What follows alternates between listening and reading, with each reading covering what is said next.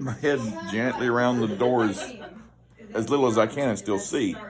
And I lean out around there. Well, standing in the living room is somebody just standing there. No, like this. I'm like, oh, yeah. So I'm like, okay, I'm on count of three, you know. Don't work out my 1, courage. 2, 3. I jump out in the hallway with that shoe and I'm like, hey! And I realize that's my coveralls hanging on the vacuum cleaner.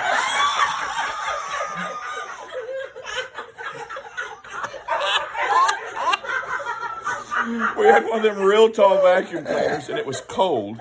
We got married in the fall, so this is in the winter. And I had come in and I just hung my coveralls over that vacuum cleaner and put my hat on top of it, you know. So I'm charging the vacuum cleaner. You know.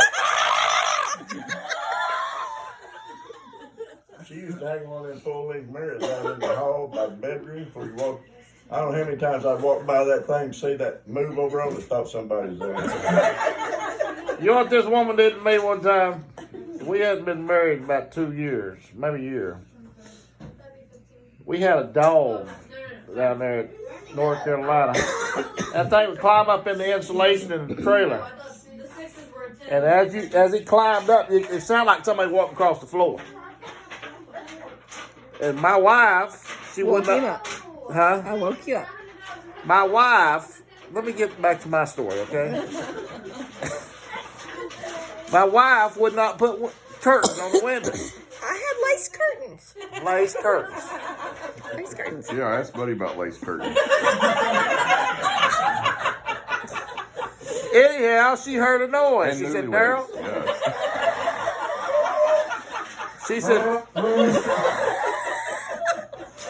She said, Daryl, there's somebody in yonder.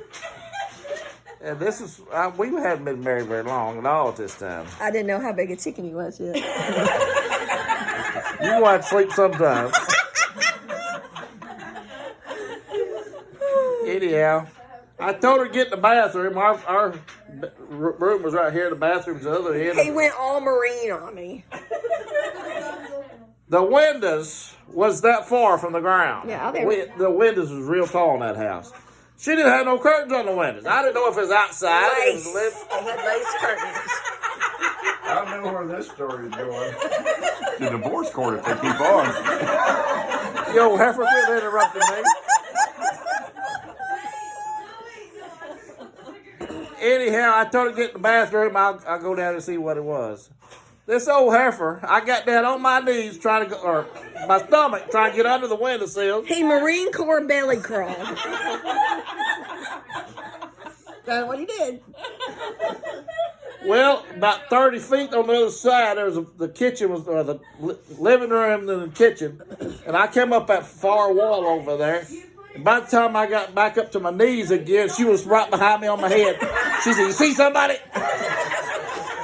I about leveled her right there. Well, the thing of it was, I had told him from the get-go, I said, I am not staying in this bathroom. I said, you're not locking me in here. No.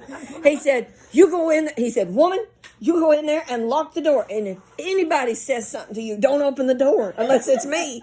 And I thought, well, duh. But I told him, I said, I'm not staying. And so I was right behind him when he got down on his belly and was low crawling. So I wasn't going to belly crawl. I just walked behind him the whole way. I ducked down and I was tiptoeing right behind him, you know. And That's how smart this woman is. And I leaned over a little, you know, to make it better. I leaned like this.